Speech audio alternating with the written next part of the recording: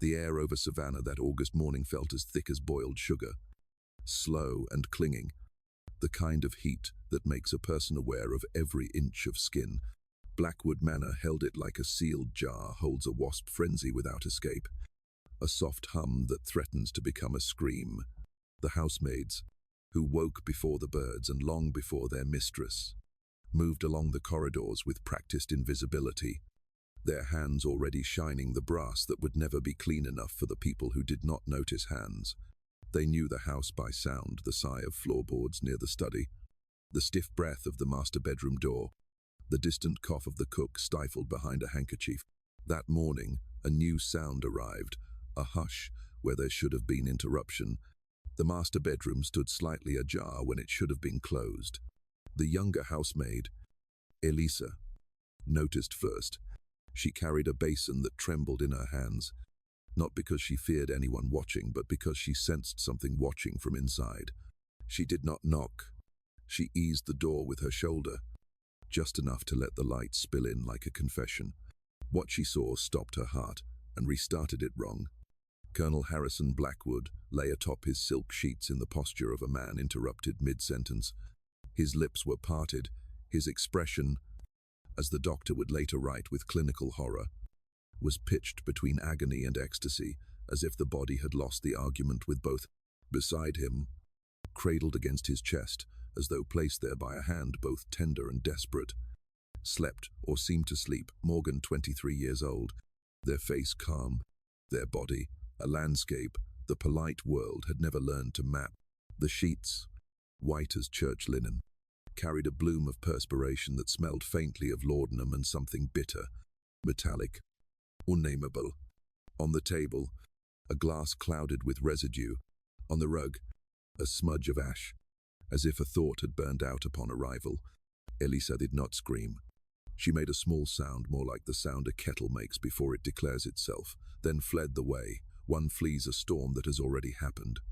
Her feet carried news to the hall, and news does what it always does, grew legs, grew wings, learned names. By the time the butler reached the threshold with the deliberate dignity that men in borrowed authority adopt, the room had already rewritten its occupants. A master had become a message, a slave had become a question. Dr. Benjamin Marsh came with his black bag and his cultivated frown. He touched the colonel's wrist, then his eyelids, not because he expected to find life, but because ritual demanded that he pretend surprise at its absence. He used words that carried responsibility away from himself, sudden failure, unknown, while his eyes kept returning to the peaceful face on the pillow, the arm around the body that Savannah would not allow a name other than property. He did not say love. Men like him rarely did. He said complications. It meant the same thing. Constance Blackwood stood in the doorway, not entering, not retreating, her hands tight at her sides, knuckles pale as wax taper at winter vespers. She took in the scene with the precision of a woman who had been taught all her life to read rooms before they heated into scandal.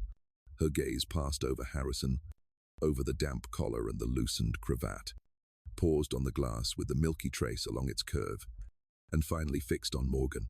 For the length of one breath, Constance's face emptied itself of performance.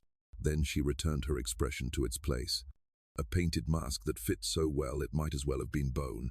"Close the door," she said, and the door obeyed because everyone else did. They tried at first to contain it. They stripped the bed. They lifted the body with the care one gives to a chandelier, valuable, heavy, fragile when dropped. The journals, those small leather spines that had gathered in the colonel's study like a private congregation, were removed and stacked, then vanished, then replaced by nothing.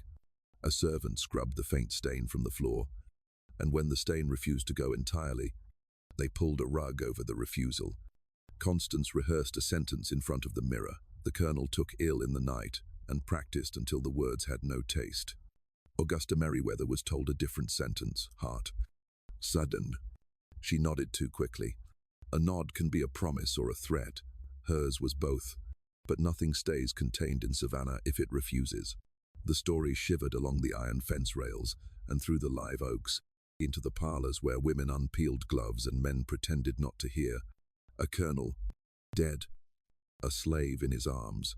impossible anatomy, a letter hidden in a drawer, laudanum, arsenic, journals, 8 years. The rumor did not need to be accurate. It needed only to be delicious. And it was. 3 judges allegedly refused jurisdiction not because the law failed them, but because the law was a mirror and they did not want their faces in it. Blackwood Manor, once the kind of house that taught visitors how to walk more slowly, became a place people lowered their voices to mention. Constance, who had never believed in luck and despised pity, packed away the visible portion of her life like winter linens and arranged to leave for Virginia. She gave instructions with the poise of a queen abdicated, then sat very still in her dressing chair, hands folded neatly in her lap, as if stillness was something one could practice into safety. No one asked if she had slept. No one would have believed her answer. And Morgan, by afternoon, Morgan had become a rumor too.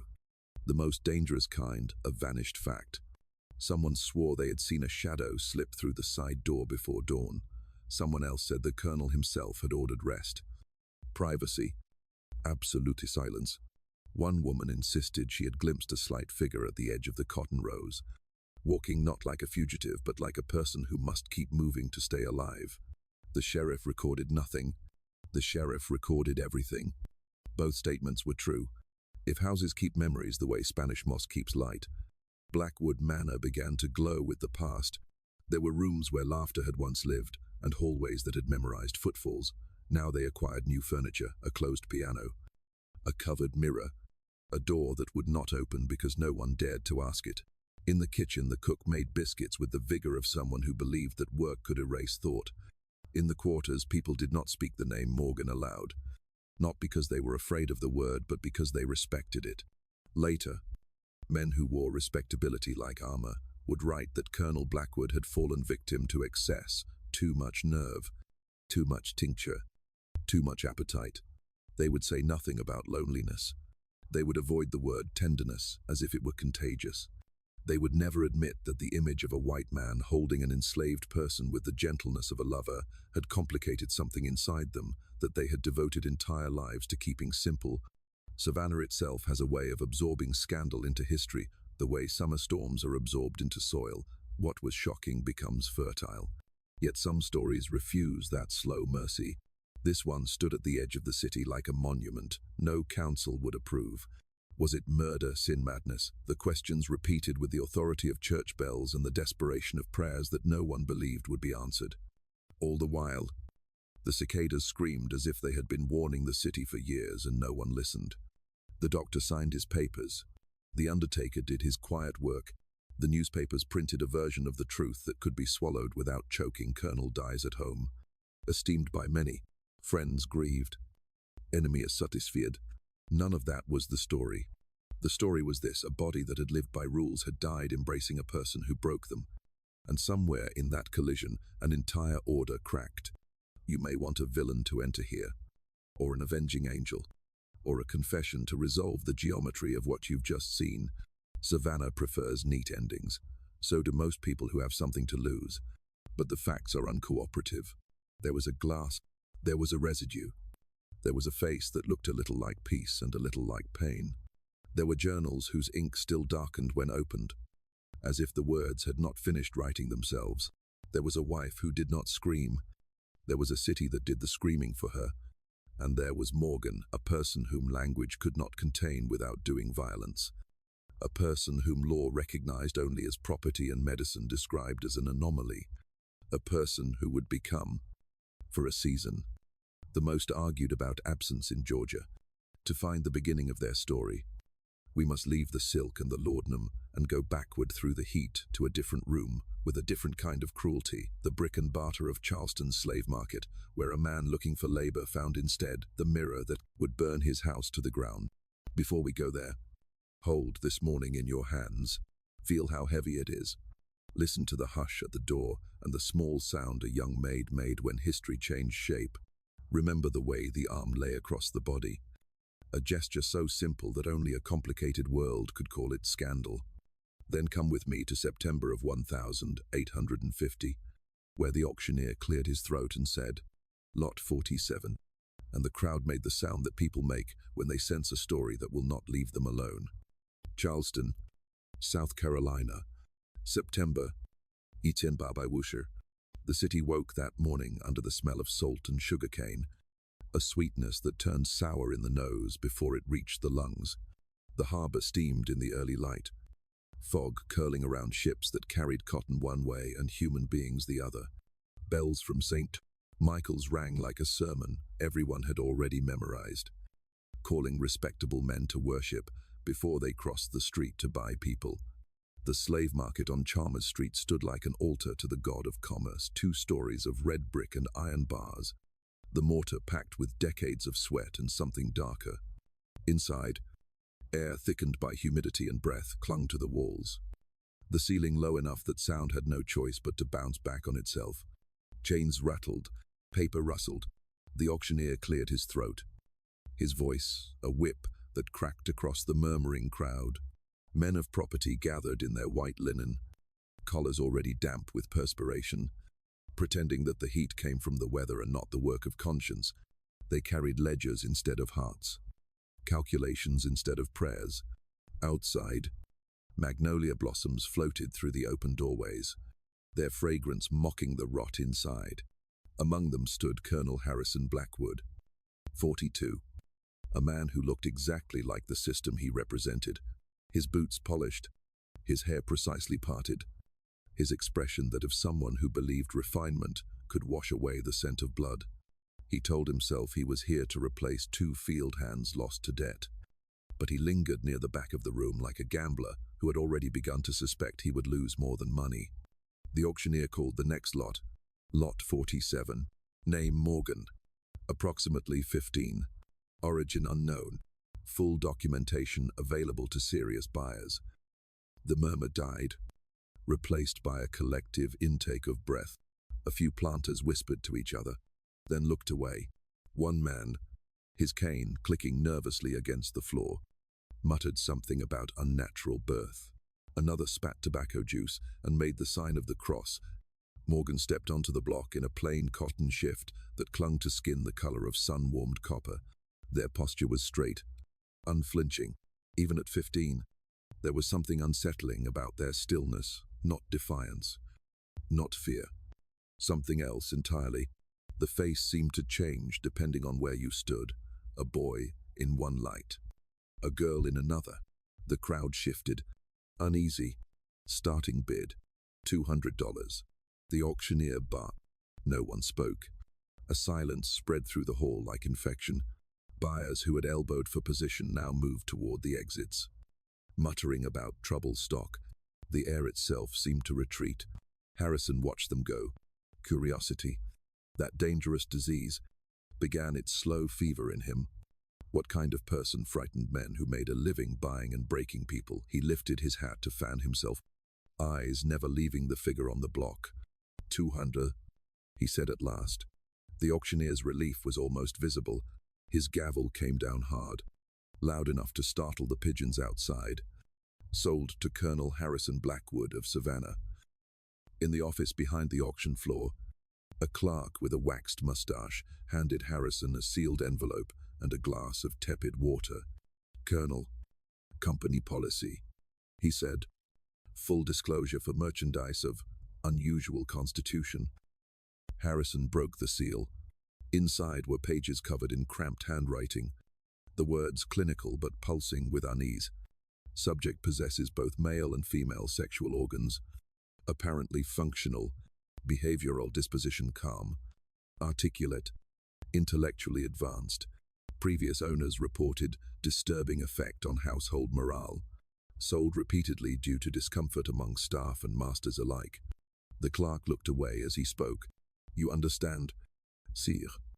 This purchase carries complications. Harrison nodded without really hearing. He read the words again, both male and female, apparently functional, and felt something tighten behind his ribs. Shock? Certainly. Revulsion? Perhaps. But also something else. Something that would take years to name. Outside, Morgan waited in the holding yard, chains on their wrists and ankles. eyes fixed on the horizon where the harbor light shimmered like molten glass. Harrison studied them through the office window.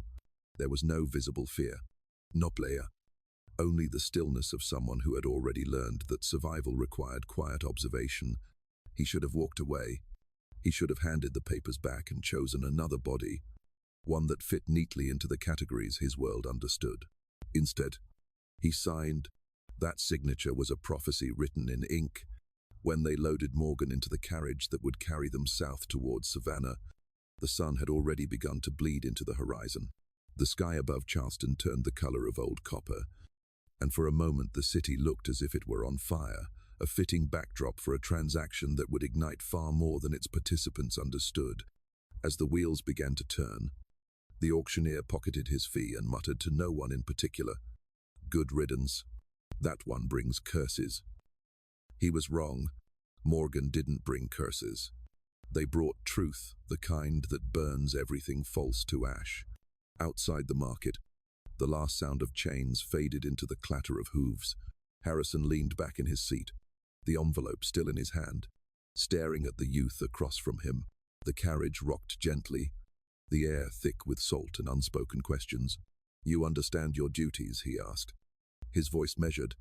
Morgan lifted their gaze, meeting his eyes with calm certainty, a small act of rebellion in itself.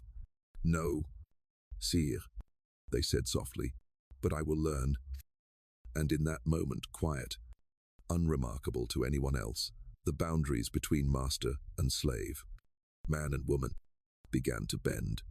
Outside, Charleston disappeared behind them, its bells fading into distance. Ahead lay the road to Savannah, a road paved not with destiny, but with choices that could not be undone. History would remember the auction as a simple sale, lot 47, $200, bill of transfer complete. But in truth, it was the moment a man purchased not just another life, but his own destruction. The carriage rattled southward along the coastal road, wheels thudding in rhythm with the horses' labored breathing. Outside, the world unrolled in layers of green and grey rice fields shimmering under the sun, marshlands glistening like broken mirrors, and long corridors of oak whose limbs reached across the dirt road like hands trying to pull travelers back. The air smelled of salt and rot, and each mile seemed to press the heat deeper into the skin until even breathing felt like work. Inside the carriage sat two people who were not supposed to speak to each other. Harrison Blackwood kept his eyes on the landscape, but his thoughts were elsewhere on the envelope now tucked inside his jacket, its medical notations still etched into his mind. The words both male and female organs replayed with mechanical precision, a refrain that both disturbed and fascinated him. He had seen strange things on the frontier, malformed calves, twins born joined, but this was something different, something intelligent, alive. Across from him, Morgan sat perfectly upright, wrists still raw where the shackles had rubbed during the auction. Every movement was measured, the stillness of a person who understood that any gesture could be misread as insolence. Their eyes, dark and steady, watched the window rather than the man who now legally owned their life. For hours, silence filled the space between them, a silence thick with the weight of unspoken questions. Finally, as twilight bled through the trees, Harrison broke it. "Do you believe in God?" The question surprised even him. He hadn't meant to speak aloud. Morgan turned, studying him in that slow, analytical way that would later unnerve Savannah's most powerful men. "I believe," they said carefully, "that whatever made us didn't finish the job." Harrison frowned. "You mean imperfection?" "I mean possibility." Morgan replied, "People say I am wrong because they need the world to be simple. But perhaps God is not simple." Harrison opened his mouth, then closed it again. He had expected fear, perhaps superstition, not philosophy.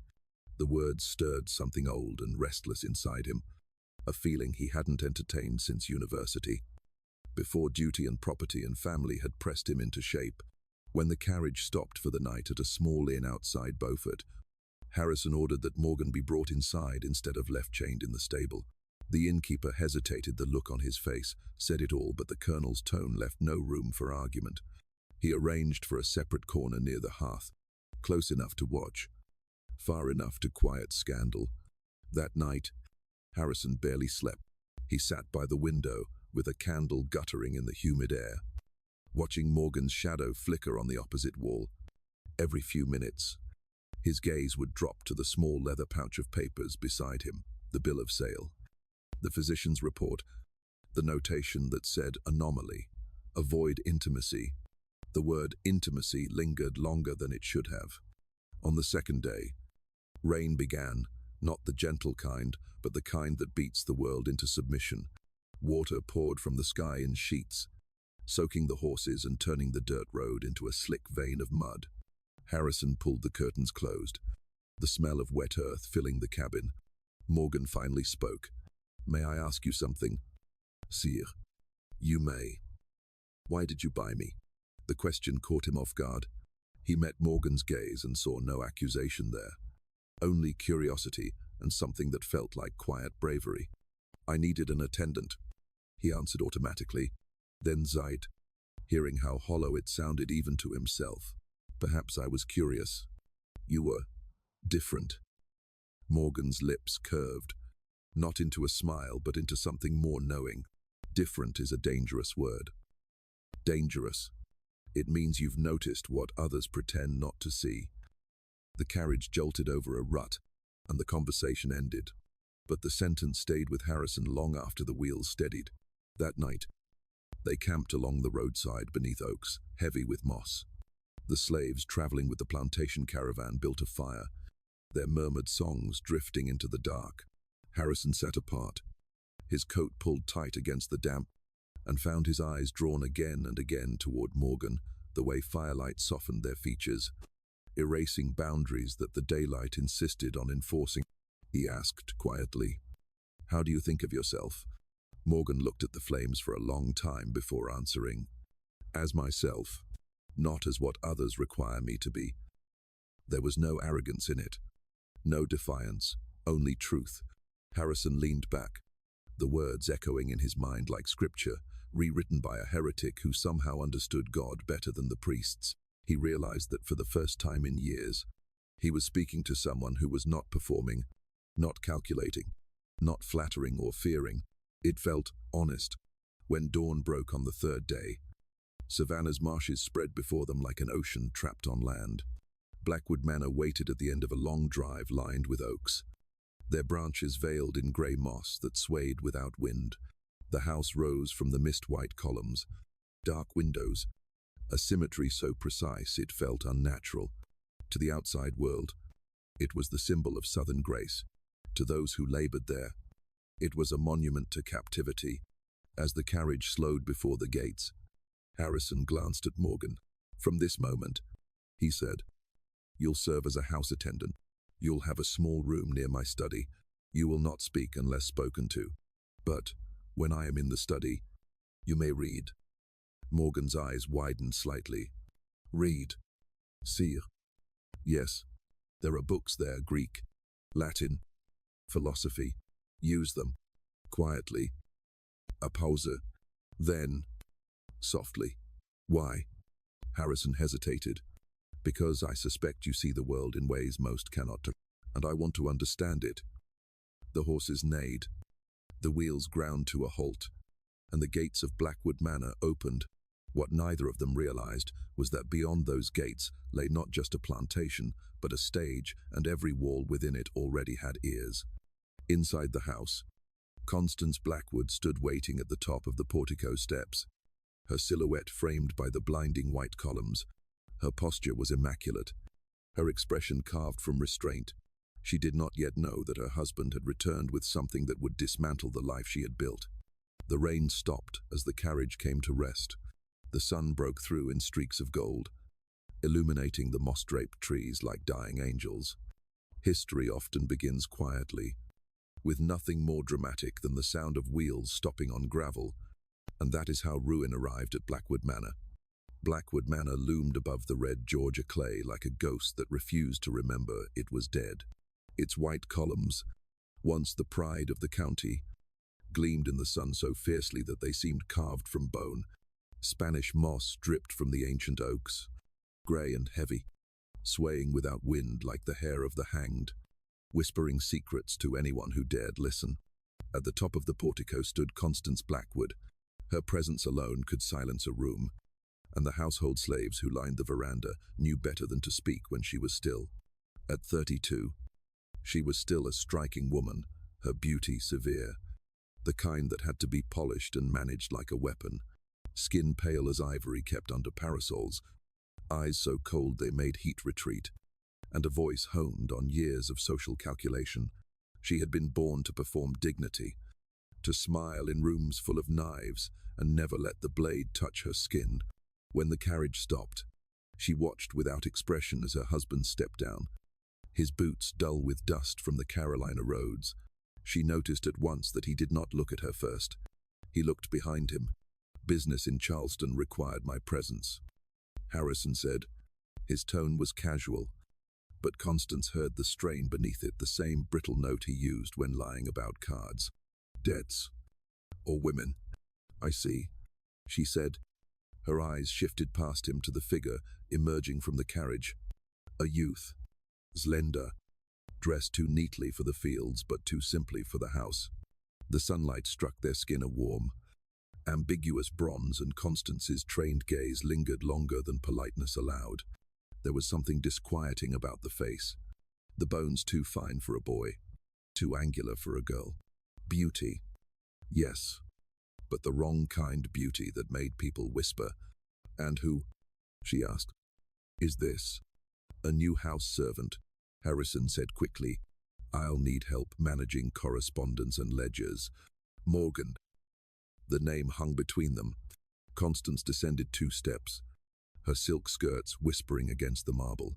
She studied Morgan with the same scrutiny she gave an antique vase or a breeding horse. She had spent her life evaluating value.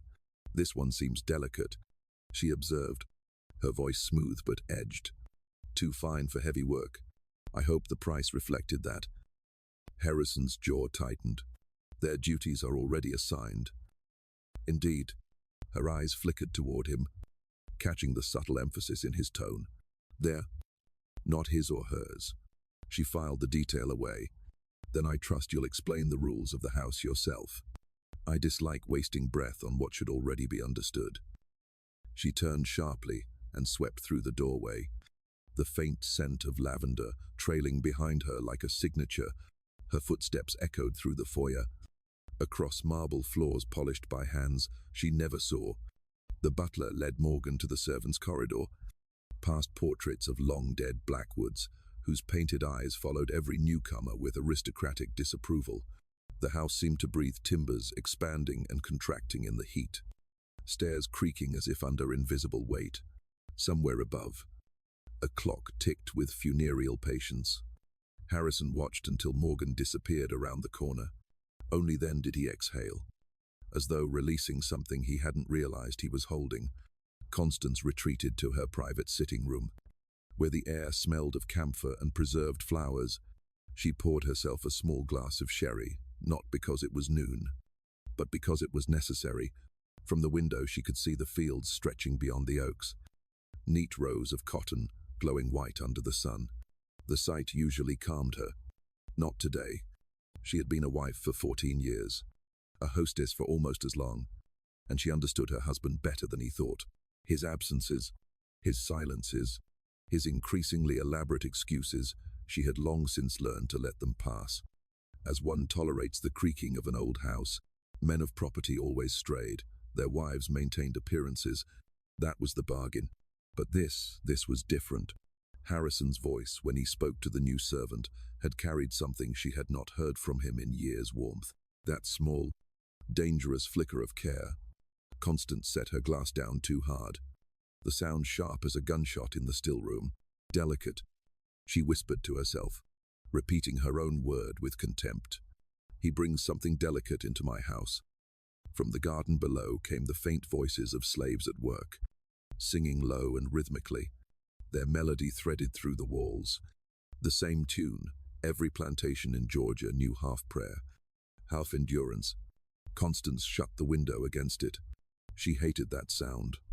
Not because it was sad, but because it reminded her that this entire empire of gentility stood on noise she did not control. Harrison, meanwhile, guided Morgan through the back hall to a small room adjoining his study. It was scarcely larger than a closet, a narrow bed, a washstand, a single window facing the courtyard. But compared to the slave quarters, it was luxury, a space untouched by the overseer's gaze. "You'll keep this room," Harrison said. "You'll manage my letters, handle the keys to the record cabinet, and keep the study in order. When I'm away, no one enters, not even Mrs. Blackwood." Morgan bowed their head. "Yes, sire." He hesitated at the door. "When your duties are finished, you may read. There are books in the study. Use discretion." Morgan looked up, the faintest spark of curiosity lighting their eyes. "You would allow that?" Harrison nodded. "Knowledge isn't dangerous unless it's wasted." The corner of Morgan's mouth lifted, not quite a smile, more like the memory of one. "Then I'll be careful not to waste it." He left quickly, before the conversation could become something he didn't yet understand. That evening, the house dined in its usual ritual, silver polished, candidly. Conversation measured in syllables of politeness. Constance asked about Charleston in tones of practiced civility, and Harrison answered with equal performance. Between them sat a silence shaped like accusation. Later, when Constance retired upstairs, Harrison retreated to his study, a room lined with leather-bound volumes that smelled of dust and old thought. He poured whiskey into a glass but did not drink. From beyond the door came the faintest soundpaper rustling, the whisper of a page turning. He rose quietly and opened the door. Morgan sat at the desk, candlelight painting gold across their skin, reading aloud in a low voice from a worn volume of Plato's Symposium. The words were hesitant, reverent, like a prayer recited from memory. Harrison stood there, unseen for a long moment, watching the way the flame flickered in their eyes. He realized then that something had entered his house that would not be contained by rules or locked doors. Upstairs, Constance lay awake, her hands folded over her chest like a woman in a portrait.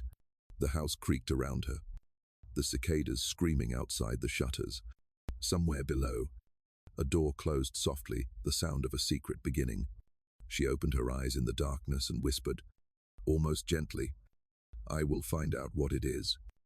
And when she did, no one in that house, not her husband, not the servant, not even God himself would be safe from what came next.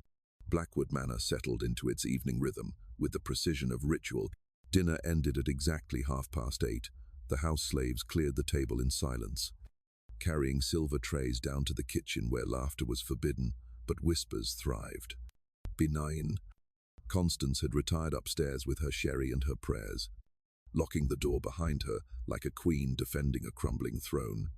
That left Harrison alone in the study, his sanctuary.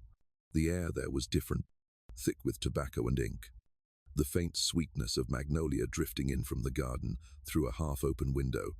The walls were lined with the voices of dead men: Aristotle, Milton, Augustine, Jefferson, books that justified empires and prayed for souls. But tonight, the colonel was not seeking justification. He was seeking conversation. A soft knock broke the stillness. "Enter," he said. Morgan stepped inside, candle in hand, shadows trembling across their face. The flame made them appear both fragile and infinite. One moment a boy, the next a woman, then something neither and both. Harrison gestured toward the chair opposite his desk. "Sit." They obeyed. "What did you read today?" "Plato, sire," Morgan said, their voice quiet but sure. "The Symposium." Harrison smiled faintly. "And what did you think of it?" Morgan hesitated. "It is dangerous." Dangerous, because it names what should not be named, love between those society forbids. It says such love is born not of desire for the body, but for the soul, that two halves once divided by the gods seek to be whole again. They paused, the candlelight flickering in their eyes. "Do you believe that, sir, that we are all searching for our other half?" Harrison studied them for a long moment. He wanted to dismiss it, to remind them of their station, but the words struck something deep within him. Perhaps, he said finally, but some halves were never meant to be reunited. The world punishes what it cannot understand. Then the world is smaller than the souls it judges. Morgan replied. Harrison laughed softly, though it sounded more like a sigh. You speak as though you were born a philosopher. I was born property, Morgan said, meeting his gaze. But the mind is the only thing they never learned to own. Something shifted in the room, a stillness that was not silence, a closeness that had nothing to do with distance. For the first time, Harrison felt seen not as master or husband or colonel, but as a man trapped inside the architecture of his own life. Tell me, he said quietly, who taught you to read? My first mistress, Morgan said. She thought it amusing to teach her pet to speak, until I began asking questions. Then she decided silence was safer. Harrison's throat tightened. And you kept learning anyway. Morgan nodded. Words are keys. Sire. Once you've found one, you start searching for all the others. Over the next weeks, the study became a separate world, one that existed only after the household slept. Harrison would light the lamps, pour 2 glasses of brandy, and wait for the soft knock. Each night, Morgan entered with a book in hand, Milton, Rousseau, the Bible, even the colonel's own journals filled with neat, slanted handwriting. They spoke for hours about politics, about morality, about the idea that people could be born into cages without ever seeing the bars. Morgan's insights startled him clear, incisive, unclouded by the arrogance of education. When they debated, Harrison felt alive in ways he hadn't since his youth. One night in November, a storm rolled across the marshes, thunder shaking the shutters like a warning. Harrison poured brandy for both of them, the amber liquid catching the light. Morgan's hands, slender and calloused, trembled slightly as they took the glass. You should not drink with me, Harrison said. Why? Because someone might see, and because I might forget who I am. Morgan looked at him steadily. Then who are you? Sire. The question lingered like the storm outside, loud, unavoidable. Harrison found himself unable to answer. They sat in silence as rain clawed against the windows. When lightning illuminated the room, it threw their faces into the same light. No longer master and slave, but 2 figures caught in the same storm. You think too much, Harrison said softly, and you feel too little, Morgan replied. Their eyes met. Something in him, some old, buried ache, rose to the surface. He had spent decades denying himself his curiosity, his tenderness, his hunger for something unnameable. Now, in the flicker of lamplight and thunder, he saw it reflected back at him. Do you believe, Harrison asked, his voice barely above a whisper, that a person can be both cursed and blessed at the same time? Morgan smiled sadly. I live it every day. He wanted to touch that sadness, to understand it. His hand moved before he could stop it, fingers brushing against theirs. Morgan didn't flinch. For a moment the room disappeared, the rain, the books, the years of hierarchy and guilt. There was only the electric awareness of contact. He withdrew quickly, ashamed, breath shallow. This cannot happen again. I know, Morgan said. Their voice was steady, but their eyes betrayed something else, something that mirrored his own confusion. Neither of them moved. The rain slowed to a whisper, the storm already spent. When Morgan finally rose to leave, Harrison felt the absence like a wound. He sat for a long time in the quiet afterward, staring at the spot where they had sat, the imprint of their presence lingering like the echo of a forbidden word. But every night afterward, the knock returned. Sometimes they only spoke of books. Sometimes they spoke of nothing at all. Sitting in the warm silence of understanding, the house around them continued its routines, unaware that beneath its painted ceilings a revolution was quietly beginning. What they were building was not love, not yet, but the structure of it. Invisible, dangerous, inevitable. Upstairs, Constance began to notice her husband's new punctuality at bedtime, his sudden fondness for study, the locked door that had never been locked before. She said nothing, but each night, as she blew out her candle, she thought of the sound that followed the faint creak of floorboards beneath her husband's feet. Heading not toward her room but away from it, she began to dream of doors she could not open, and somewhere in the darkness below, two souls kept inventing reasons to stay awake. By 1851, the nights at Blackwood Manor had become a secret liturgy. Every evening, after the cicadas screamed themselves into silence and the house fell still beneath the heavy Georgia heat, the same ritual repeated. The lamps in Harrison's study burned late, their glow seeping under the door like a promise too fragile to name. Inside, the colonel and his servant sat close enough for the air between them to tremble. Books were their pretext. But what passed between them was not learning, it was revelation. They began with philosophy and ended with confession. Morgan's voice, soft and measured, would ask questions that no one else dared. If a man owns another's body, can he ever touch their soul? If God created everything, did he also create the parts of us that shame the world? Harrison found himself unable to answer. Every response sounded like scripture recited by a liar. He had grown up in a world where morality was written in ledgers and virtue measured by acres, yet here was someone who had been denied even a name of their own, and who still spoke of truth as if it were a living thing. The study filled with nights that stretched longer than time, allowed conversations became laughter, laughter became silence, and silence became something else, a pulse that seemed to echo between them. Undeniable, dangerous. It happened one night in January.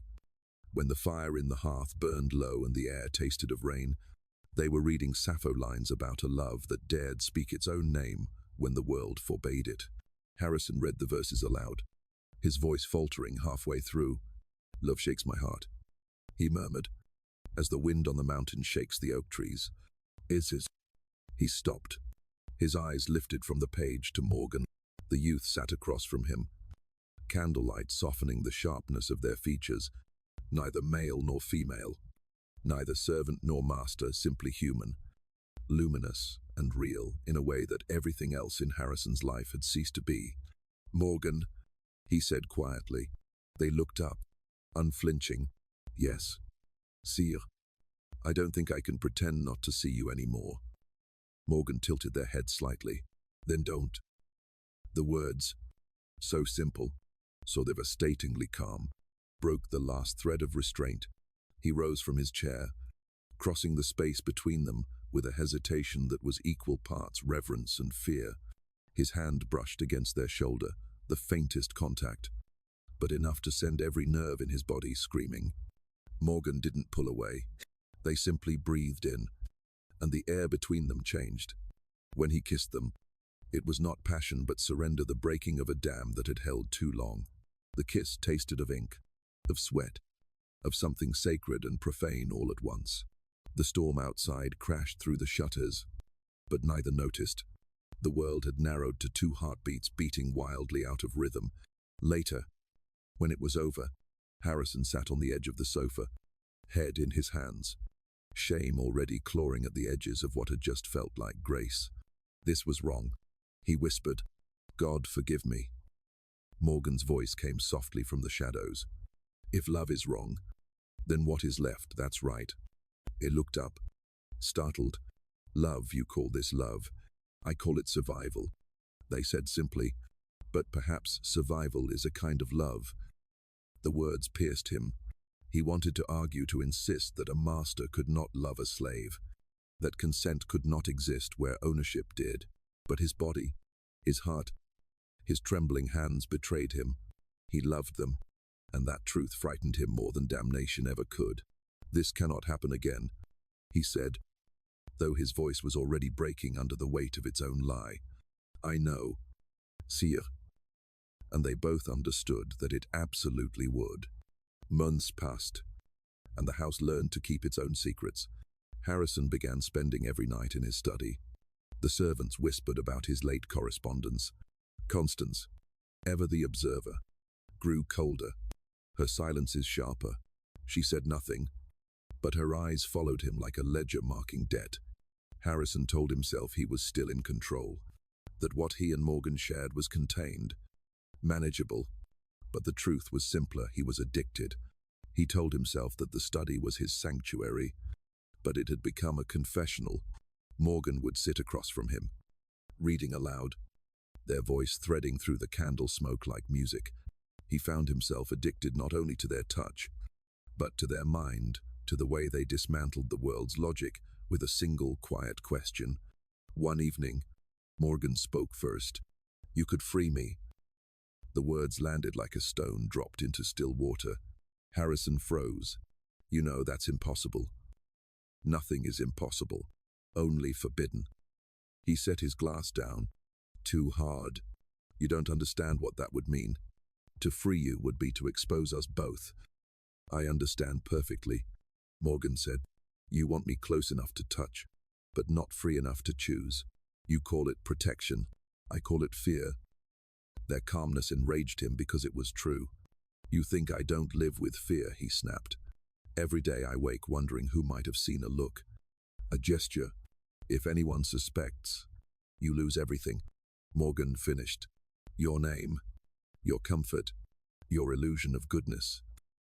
The silence that followed was unbearable. Finally, Harrison whispered, "Do you hate me for it?" Morgan looked at him, eyes bright in the lamplight. "No, sire, I pity you." It was the most merciful cruelty he had ever heard. Their world continued like that, balanced on a knife's edge between tenderness and destruction. In those secret hours, the boundaries of race, gender, and power dissolved into something neither of them could explain. Yet every morning, the sun came back and rebuilt the walls brick by brick. Outside, the plantation thrived. Cotton shipment doubled. Harrison's reputation rose. The more prosperous his public life became, the more hollow it felt. The hypocrisy gnawed at him that the same society which toasted his name at dinner would hang him for what he did in the dark. Sometimes, when Morgan fell asleep beside him in the small room off the study, Harrison would watch the slow rhythm of their breathing and wonder if God was watching too, and if so, whether he wept or forgave. He began writing again. Not ledgers or correspondence, but journals, pages filled with confessions he could never speak aloud. "I do not know whether I have sinned against God or found him at last." He wrote one night, "This person I own owns me in return." The candlelight burned low. The ink dried unevenly, and the night folded in around them like a secret, too fragile to survive the dawn. They both knew it could not last. They pretended not to know anyway. For 7 years, the illusion held, but someone was always watching. By the spring of 1857, Blackwood Manor had become a stage where everyone played their part, pretending not to see the cracks in the script.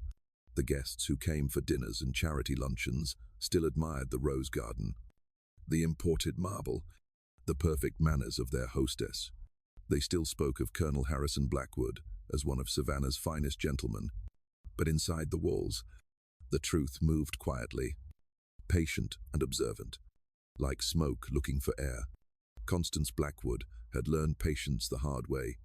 Years of arranging flowers, seating charts, and silences had taught her how to wait for the right moment to act. She watched her husband with the precision of a hunter, never confronting him directly, never asking the question that hovered between them like humidity before a storm. Instead, she collected fragments, the locked study door, the key he kept on his person, the candles that burned down long after midnight. She saw the change in him, the softened eyes, and the secretive smiles, and she hated the thing that caused it even before she knew its name. The servants noticed too. It was impossible not to, in a house where nothing belonged to them. Observation was their only defense. They saw who lingered near the colonel's study and who was dismissed early. They saw the fine linens provided for one slave when others went barefoot. They saw what power chose not to see. And among them, one woman saw everything. Margaret Chen had arrived 5 years earlier, purchased in Charleston as a lady's maid of uncommon refinement. Her mixed features, part African, Part Chinese made her both ornament and curiosity in Constance's social circle. Her mistress introduced her as a token of my husband's worldly generosity, never realizing that Margaret understood every layer of insult in the compliment. She was quiet, diligent, and nearly invisible, which was how she survived. People underestimated her because they could not decide where she belonged. That uncertainty made her powerful. Margaret had learned to read without ever holding a book. She memorized letters when her mistress's children practiced their lessons, copied them later in soap on the laundry floor, and whispered their sounds into the darkness until the words made sense. Knowledge had been her rebellion. Observation became her weapon. It was Margaret who first noticed how often the Colonel and the servant Morgan disappeared into the study together. She noticed the laughter, the soft voices, the way light burned behind the closed door long after the household slept. She noticed the change in the air. Too, the difference between command and conversation. She had seen masters use slaves before. This was not that. This was something far stranger, far more dangerous. At first, she told no one. Curiosity kept her silent. But curiosity is never neutral. It becomes purpose, constance. Meanwhile, she began to feel her husband's distance not as an absence, but as a humiliation. She felt it when his eyes no longer met hers at breakfast, when his replies grew perfunctory, when he seemed to look through her rather than at her. She knew the symptoms of infidelity, but there was something worse in this, a sense that what he felt for the intruder in her house was not lust, but worship. One humid evening, she summoned Margaret to her room. "You've been with me long enough to know that I value discretion," Constance said, her voice measured, her back to the window. "Tell me, have you noticed anything unusual in the Colonel's habits?" Margaret lowered her eyes. "Only that the Colonel spends much time in his study." "Ma'am." "And with whom?" "I wouldn't presume." "Ma'am." "Presume." The word cracked like a whip. "You're here to observe, not to presume. There's a difference." Margaret hesitated just long enough to make the pause meaningful. "The servant Morgan attends him often." "Ma'am." Constance turned then, her expression composed, but her pupils sharp. "Often," she repeated. "How often?" "Most evenings," Margaret said softly. Constance smiled without warmth. "Good. Continue to notice." That was all. Dismissed with a flick of the hand, Margaret left the room knowing two things: that Constance already suspected the truth, and that knowledge in such a house could mean salvation or death, depending on who used it first. In the months that followed, Margaret began collecting proof. A dropped handkerchief embroidered with the Colonel's initials found near Morgan's quarters, fragments of letters written in his hand, burned incompletely in the fireplace, a locked cabinet in the study whose key he kept hidden inside a Bible, a book he never opened. When he left for Savannah on business, she found the opportunity she had been waiting for. The cabinet was an antique with an intricate brass lock. Margaret had watched him open it enough times to memorize the sequence: 2 turns right, 1 left, a slight pressure upward. The tumblers clicked softly. Inside were ledgers, letters, and a series of leather-bound journals tied with ribbon. She opened the first. The handwriting was neat, deliberate, the ink dark and steady. September. Itembabe Wushu. Purchased a youth of unusual anatomy. I cannot explain the fascination this being inspires. The next pages deepened from curiosity to obsession. The language turned from subject to Morgan, from experiment to love. There were sketches, 2 faces, hands, bodies half finished, as if he had tried to capture something that defied lines and form.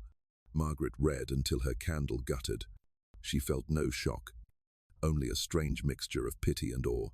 Here, on these pages, was a confession that undid every lie the South told itself. Love between master and slave. Love between man and something the world refused to define. When she replaced the journals, she was careful to leave no trace. But she began to copy passages from memory onto scraps of paper she hid under the floorboards of her room. She did not yet know why. She only knew that words so dangerous could not belong to one man alone. By summer, the air itself seemed weighted with secrets. Constance grew quieter, her politeness honed to a blade. She no longer asked questions about the study, but her glances at Morgan carried the precision of a scalpel. She waited, patient as a spider in the web of her own house. Morgan sensed it. They moved more carefully, speaking less, their laughter replaced by watchfulness. Harrison noticed the change, but not its cause. He assumed guilt. He never suspected surveillance. In late July, a letter arrived from Charleston addressed to Constance in an unfamiliar hand. The maid who delivered it said only that it came from a discreet acquaintance. Inside, written in elegant script, were 8 words that would unmake the Blackwood family. Your husband's sin sleeps beneath your own roof.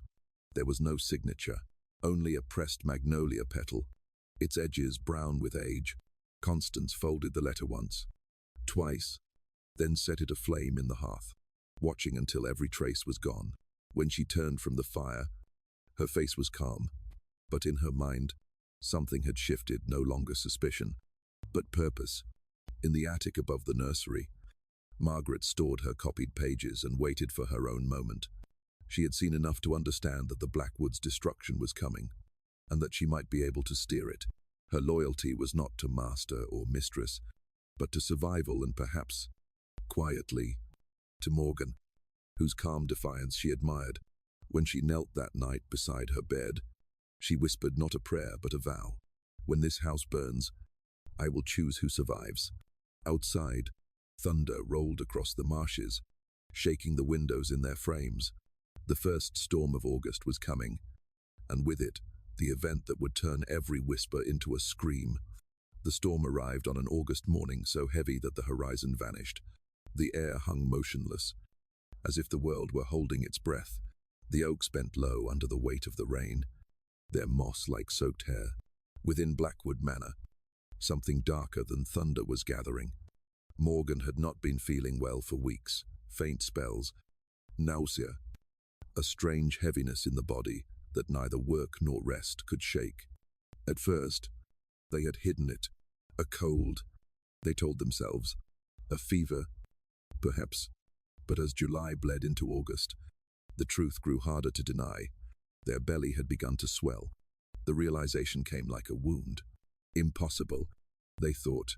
Unnatural. Yet when they touched the curve beneath their ribs, they felt movement, a pulse that was not their own.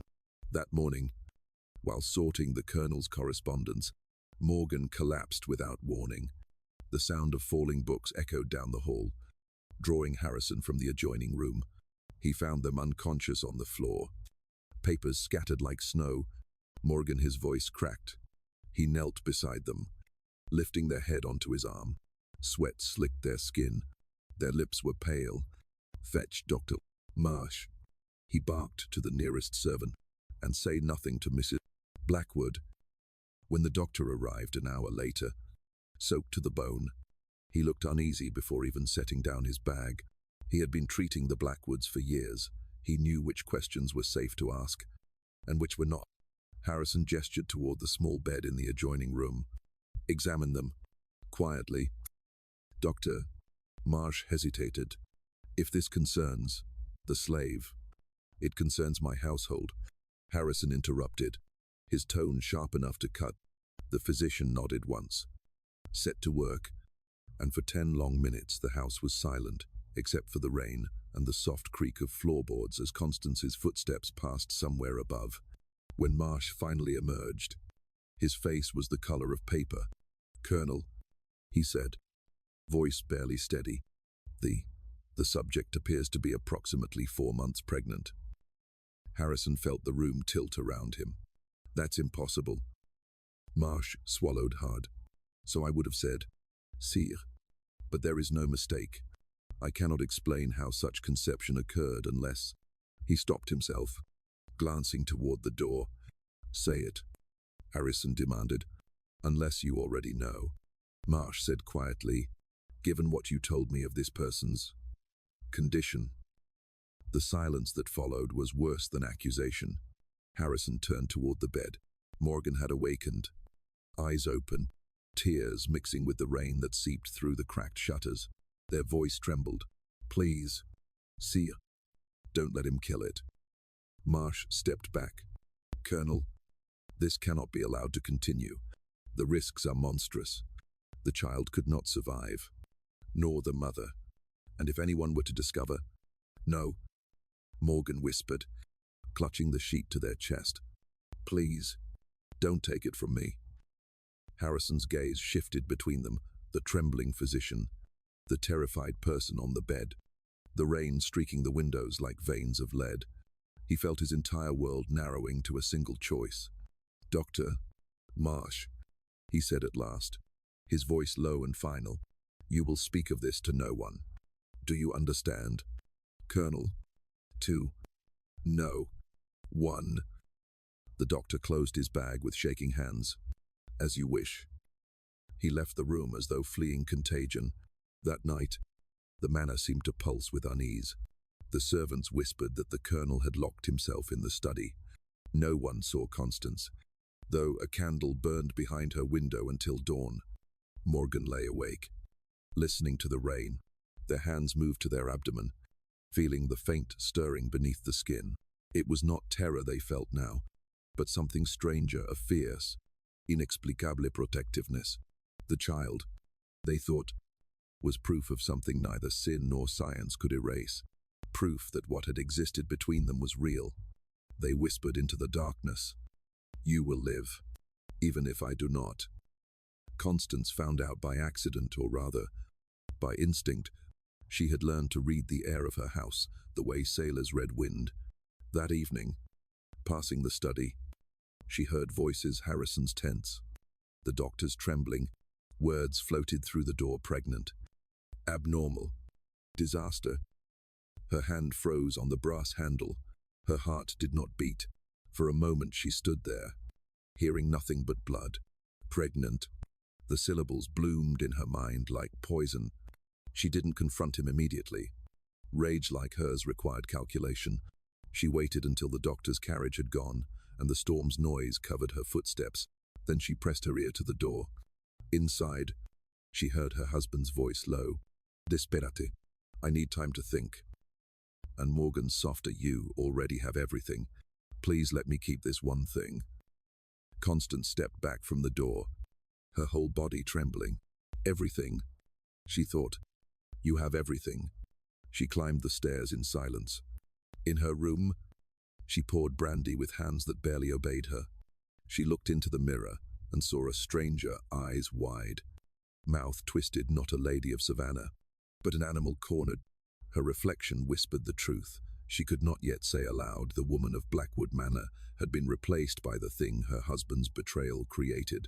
She set the glass down carefully, the liquid trembling inside. So be it, she murmured. If God allows monsters to breed, then I will play his part. In the days that followed, the household moved through a tense charade of normalcy. Harrison shut himself in his study. Morgan remained confined to the small room beside it, hidden from the household under the guise of illness. Constance smiled at breakfast and asked after the weather, her voice sugar-sweet, her eyes like winter glass. Only Margaret Chen saw the pattern forming. She knew what a woman's fury could do, and she began to fear not for herself, but for Morgan. She listened at doors, noted the way Constance's footsteps lingered outside the study, and how the mistress began asking the cook about certain herbs, bitter root, oleander, foxglove. Margaret made a decision. She could not stop the coming storm, but she could shape where it struck. One night, when Harrison dozed at his desk, exhausted from sleepless worry, Margaret slipped into the study and whispered, Colonel. He startled. Margaret, what are you doing here? Saving lives. If you'll let me. She told him what she had overheard Constance's questions, her quiet orders to the kitchen. She means to end it. Sire. Not just the child, the mother, too. Harrison's face drained of color. No, she wouldn't. She would, Margaret said simply, and she will, unless you act first. For a moment, neither spoke. Outside, lightning illuminated the window, and in its flash, he saw Margaret's expression, not pleading, but resolute. What do you propose? He asked. Get them out. Tonight, before she has the chance. Harrison stared at her, the decision already clawing through his mind. To flee would mean scandal, ruin, perhaps death. But to stay would mean certain destruction. Margaret looked toward the door. You love them. You know what you must do. He nodded slowly. Then help me. Upstairs. Constance sat at her vanity, brushing her hair with methodical calm. Each stroke matched the rhythm of the storm outside. Her reflection smiled faintly as she whispered, "Tomorrow." She did not yet know that tomorrow would never come for the life she planned to destroy or for the one she had built, because even as the clock struck midnight, footsteps echoed softly down the hall. Harrison Blackwood, carrying a pouch of gold and a forged document of freedom, opened the door to the small room where Morgan slept, beside a candle guttering low. "Wake," he whispered. "We have no time." Morgan blinked, confused, until she saw the look in his eyes, terror mixed with love. "What's happening?" "She knows." Morgan sat up, one hand instinctively covering their stomach. "Then it's over." "No," Harrison said, taking their hand. "Not if we leave now." And so, while thunder rolled over the Georgia marshes, they stepped quietly through the servants' door, guided by Margaret's lantern. Behind them, in the vast hollow house, Constance dreamed of vengeance, not knowing that her vengeance was already gone into the rain. But fate was not finished with any of them. The next morning would bring screams, poison, and a decision written in blood, one that would turn love into legend and Blackwood Manor into ash. The storm broke before dawn, the kind of southern tempest that split the sky open like a wound. Rain fell in spears, hammering the roof, flooding the red clay paths until the land itself seemed to bleed. In that chaos, 3 people moved through the dark, one running from sin, one running from justice, and one running toward both. Harrison led the way, his coat soaked through, clutching a small lantern that flickered like a dying heart. Beside him, Morgan stumbled, one arm around their stomach, the other gripping his hand. Behind them, Margaret Chen carried a satchel heavy with food, money, and something more valuable, papers, forged in Harrison's own study, declaring Morgan free. They reached the edge of the property, the black oak swaying above them like witnesses. "The carriage road leads east," Margaret whispered. "I know a Quaker woman in Charleston who hides people for the underground. From there, they'll take you north." "And you?" Harrison asked. "I'll stay until morning." Margaret said, "If we vanish together, she'll suspect the truth. I'll give you time." He wanted to argue, but she was already turning back, her small frame swallowed by the storm. He pressed a pouch of coins into her hand. "For what you've done, don't thank me," she said, meeting his eyes. "Just make it mean something." Then she was gone. Harrison and Morgan continued on foot until the trees opened to the marsh. The rain blurred everything into silver and shadow. They stopped beneath an overhang of cypress where the ground rose above the flood. Harrison wrapped his coat around them both. "You'll be safe in Charleston," he said, though his voice shook with exhaustion. "Sarah Grimke will know what to do." Morgan's eyes filled with tears that the rain hid. "You think I can ever be safe? Anywhere?" He had no answer. He only touched their face, memorizing it. "Go north," he whispered. "Live. For both of us. I won't leave you. You must." They kissed once brief, fierce, the kind of kiss that carries every word people don't have time to say. Then Harrison stepped back. "Go." Morgan hesitated, then turned and vanished into the trees. He watched until the lantern's glow disappeared, then sank to his knees in the mud, his hands covering his face. The rain washed away his tears, but not his guilt. Back at the manor, dawn came grey and trembling. Constance woke to silence. Harrison's side of the bed was cold.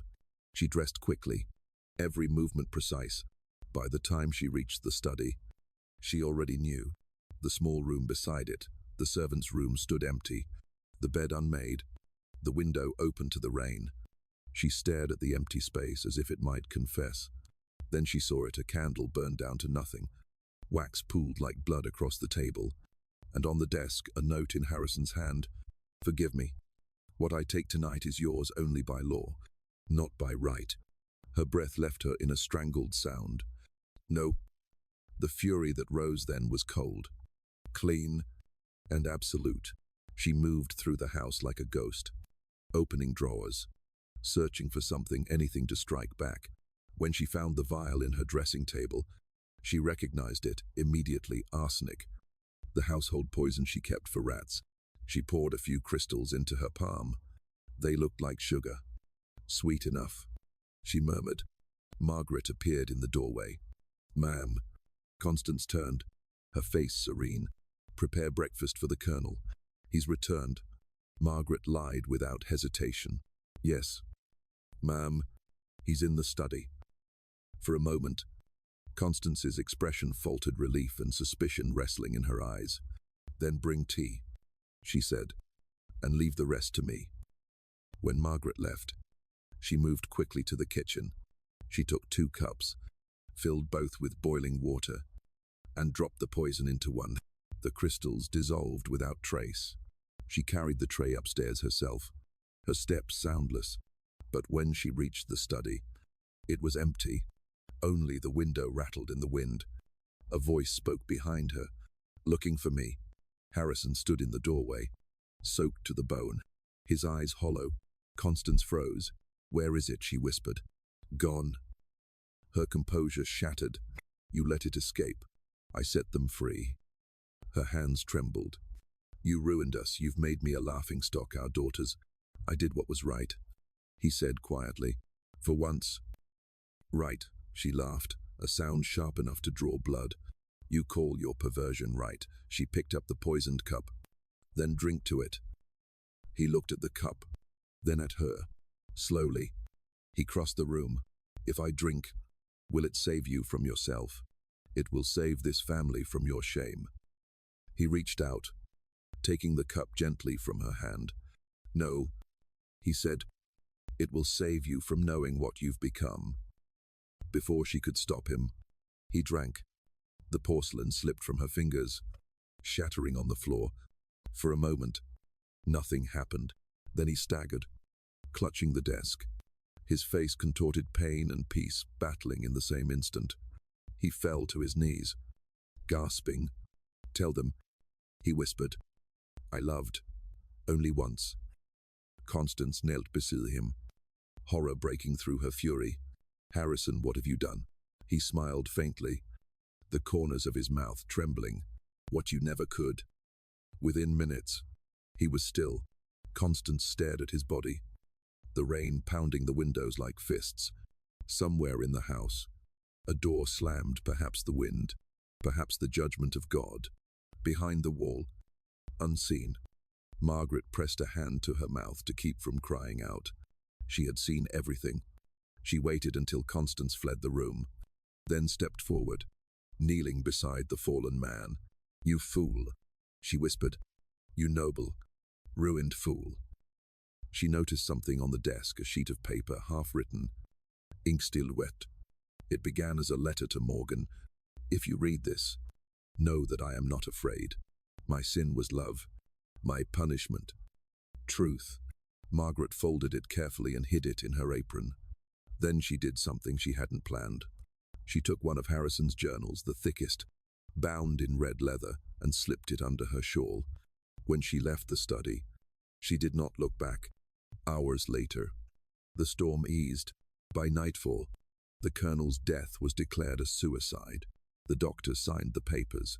Constance gave orders in a voice that did not sound like her own. The servants cleaned, scrubbed, erased. But rumors, like ghosts, are not so easily buried. Within days, whispers spread through Savannah of poison, of scandal, of a slave vanished into the night, of a love that defied the laws of man and God. Constance left for Virginia within the week. Margaret stayed only long enough to see the house emptied, then vanished as quietly as smoke. And far to the north, in a boarding house on Queen Street, Morgan sat by the window, a blanket around their shoulders, a hand resting on the curve of their stomach. Outside, snow began to fall, a miracle in a year that had known only fire. The world believed the Blackwoods had been destroyed by sin, but those who knew whispered a different truth, that one man's final act of love had saved 2 lives and cursed the South with a story it would spend a century trying to forget. 3 months after Harrison Blackwood's death, Savannah's gossip had finally grown tired of its own voice. The scandal had burned bright, too bright, and, like all fires fed on rumor, it had eaten itself. The newspapers printed a polite obituary. The clergy preached that sin leads to ruin. The neighbors crossed themselves when they passed the manor gates. But in quiet rooms, women still whispered about the body found in the servant's bed, about the journals, about the child that was said to have lived. Then, on a grey morning in November 1858, a letter arrived at the Savannah police station. It came in a plain envelope, postmarked from Boston. Inside lay a document written in careful, educated script. It was signed simply Morgan Blackwood. The statement told a story that none of Savannah's holy men could have imagined.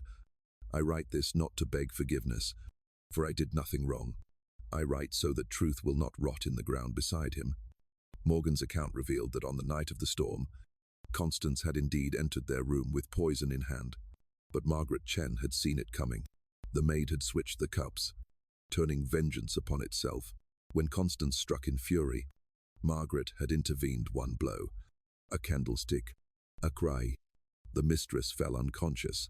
Morgan and Margaret fled under the colonel's orders. What followed was the part that history refused to believe. He found her there, bleeding but alive. He understood what had happened, and rather than let the law destroy us, he dressed himself in my clothing, lay upon my bed, and took the poison meant for me. He wrote his confession in blood to make my innocence believable. He gave his name so that I might have a chance to live. The letter described how Margaret guided Morgan along the Underground Railroad northward, from Charleston to Philadelphia, and finally to Boston. There, abolitionists hid them under false names and found a doctor willing to help when the time came. In March, I gave birth to a healthy child. The physicians called it impossible. I call it mercy. Harrison's mercy. He died so that life could begin. The letter ended not with bitterness but with an invocation. Let it be known that love exists even where law forbids it. Let his death mean something more than scandal. If his journals survive, let them tell the truth that both of us were human. The police did not publish the letter, but secrets have wings. Copies circulated quietly among abolitionist circles. Within a year, excerpts appeared in northern pamphlets alongside arguments against slavery's dehumanization of both master and slave. The words were shocking, not for their obscenity, but for their tenderness. A society that prided itself on order was forced to look into a mirror that showed confusion, compassion, and shame all at once.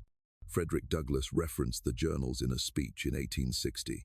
Even those who believe themselves masters are made slaves by a system that forbids them to love honestly. Harriet Beecher Stowe would later echo the story's imagery in her essays on the moral corruption of bondage. And among Boston's literary circles, whispers grew of a manuscript titled Neither Divided by Nor a Life Beyond Categories, signed by a name no publisher dared to print. Constance Blackwood lived out her remaining years in Virginia behind drawn curtains. She never remarried. 2 daughters. She spoke only of duty, never of love. When she died in 1890, servants found among her things a single red leather journal, the first of Harrison's, its edges worn, the pages turned soft by decades of handling them. She had underlined one passage in her husband's hand. Perhaps God does not punish desire. Perhaps he only punishes cowardice. Below it, in Constance's delicate script, someone had written, "Then we were all guilty." The journal was buried with her, according to her will. Morgan lived quietly in Boston under another name. The war came and went, freeing millions but not freeing memory. They refused to hide, dressing as they pleased, moving through the city as a teacher, a healer, a curiosity. Some called them a saint, others a scandal. They did not correct either. Their child, whose name Morgan never made public, grew to become a physician who treated those born with irregular anatomy, pioneering compassion in a world that still preferred ignorance. In private papers discovered long after, that physician wrote of a parent neither mother nor father, but both, and wholly human. When Morgan died in 1902 at the age of 67, a small notice appeared in the Boston Globe. Dr. M. Blackwood, formerly of Georgia, passed peacefully at home, survived by one child, known for charitable work and devotion to learning. No mention of the scandal, no mention of the colonel, but those who had read the forbidden memoir recognized the name and smiled at the irony of history's selective memory. And what of the house that began it all? Blackwood Manor burned in 1863, struck by lightning during a summer storm. Locals said it was divine punishment. Others said the fire had been set by Union soldiers. Whatever the cause, the land was left empty, overgrown by vines and silence. Even the ghosts seemed to have had enough. Yet some nights, travelers on the old Savannah Road swore they saw light flickering among the ruins like a lantern carried by two shadows walking side by side, never speaking, never parting. In the end, the Blackwood scandal outlived everyone who tried to bury it. It became a legend, reshaped with every retelling a story of sin, of madness, of perversion. But beneath all those disguises, something true remained, the unbearable fact that two people had found love where society decreed it could not exist. History remembers power, not tenderness, but sometimes tenderness survives anyway, hiding in the cracks between categories, between man and woman, master and slave, right and wrong. Harrison Blackwood's journals, now kept in an archive far from Savannah, still bear the stains of ink and laudanum. On the final page, written the night before he died, one line stands alone, underlined twice. We loved in defiance of the world. If that is sin, let heaven learn to forgive. And beneath it, in faded handwriting perhaps added later, perhaps not at all, another line appears. Heaven already did.